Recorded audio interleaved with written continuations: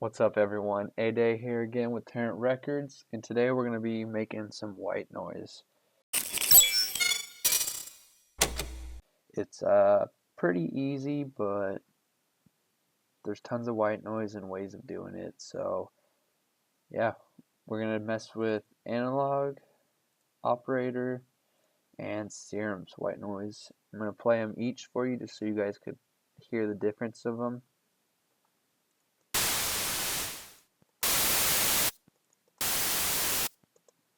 It's a little different, not too much differences. That one feels a little lighter and airy, a little more gritty, and it feels more like pushing out of the speakers. And that one to me kind of is like a in between of these two. Yeah, it's like right in between, so we'll put that right there just so we know it's in between. Alright, so that's what you do right there. That's step one. Figure out which tone you want. They are a little different, and we're going to change them a little bit, but freeze tracks, flatten them. Now you have white noise. See, this one had a little envelope in it, and all the presets were just stock, and I threw in the white noise into these, so I didn't change anything in the synths. Besides obviously turning off the oscillators that make noise, or make a sound besides noise. So I only had the noise playing. So that's a little, it goes down, and if we fade it, we could probably get a nice impact out of it. A nice little short one. Or even reverse it, and we could get a little reverser. So that's cool if you put some reverb on this one. Put this over here, so we'll put some reverb on it and make it a little wider. I definitely suggest, if you have Max for Live, using the Convolution Reverb Pro, but sometimes when I'm recording and stuff, it just doesn't want to load up correctly or it freezes. So, plus everyone has this if you have Ableton, so it's a win-win if I use this. So we're going to put like way dramatic decay time, 12 even higher.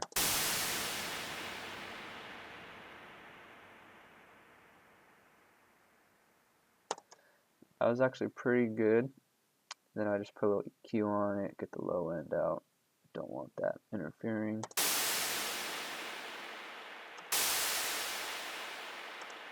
Maybe density. Okay, so that's not too bad.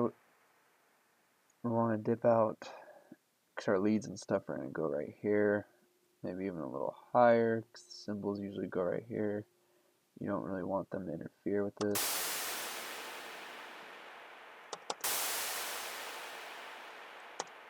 So that's it for the first one. Gonna freeze that, flatten it, see what it looks like now. You get the full down sweep and the tail, which I do not want longer than 4 bars, so we'll keep it like that.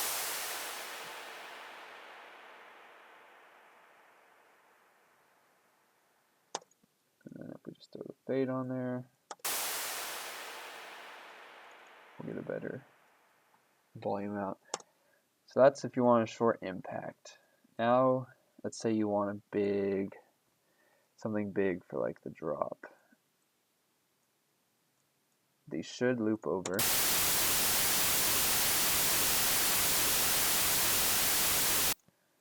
Alright, so now we're going to Control J, make it into 1, and we're going to throw a auto filter on it. And you could either do the low pass or high pass. It just depends on what you want out of this. Oh, do not hold Control, hold Shift.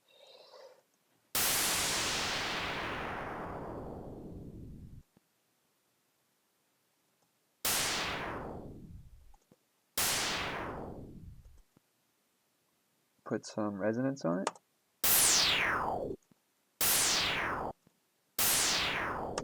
Gives that little like laserish electronic little tew on top of the white noise. And if you want to do a riser, certainly high pass it.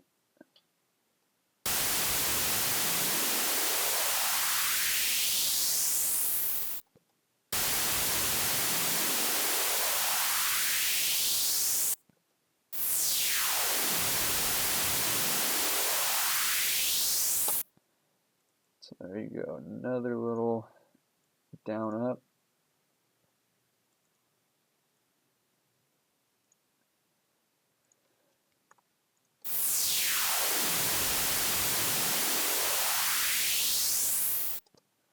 Cool, cool. If you want to get even a little more detailed on it, you could resplit it and bring out the fades.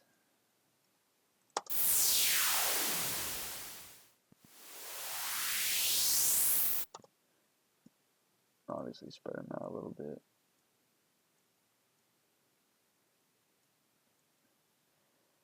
And that should give us a good 4-bar.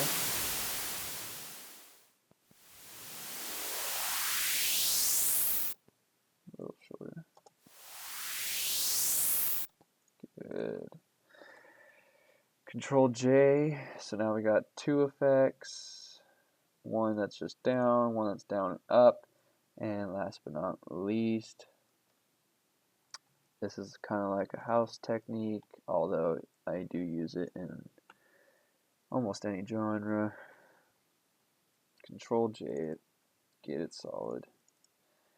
And what I'm going to do on this one is LFO tool, or you could sidechain compress it to the drums, but I do not have any drums in here, so it will just be LFO tool for this demonstration.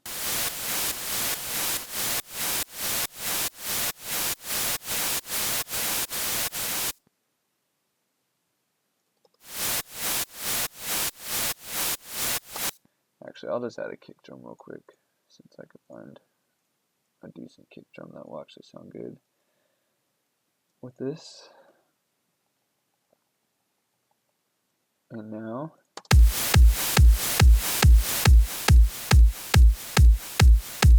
it's also super fast, but you guys get the idea.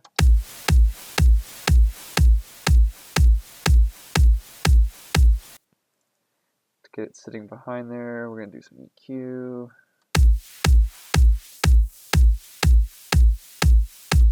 Take out about the 10K range, leave the air in there, leave a little rumble in there, but don't let the piercing come through and interfere with the cymbals and leads and stuff.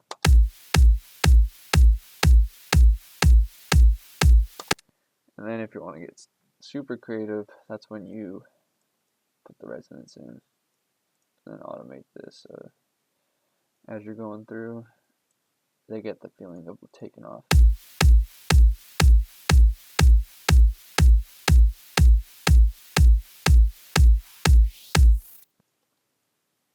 Maybe even more.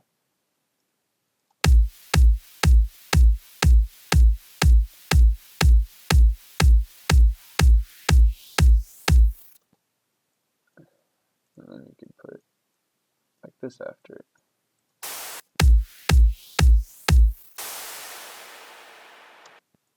A little shorter one though.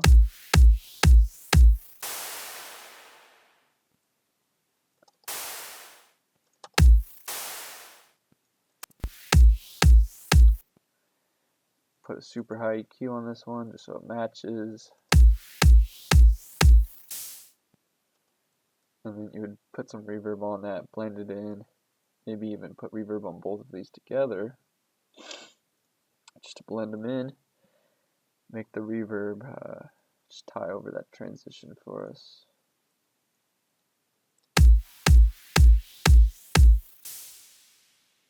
And there you have it. Custom white noise, whether you're using Ableton or Serum.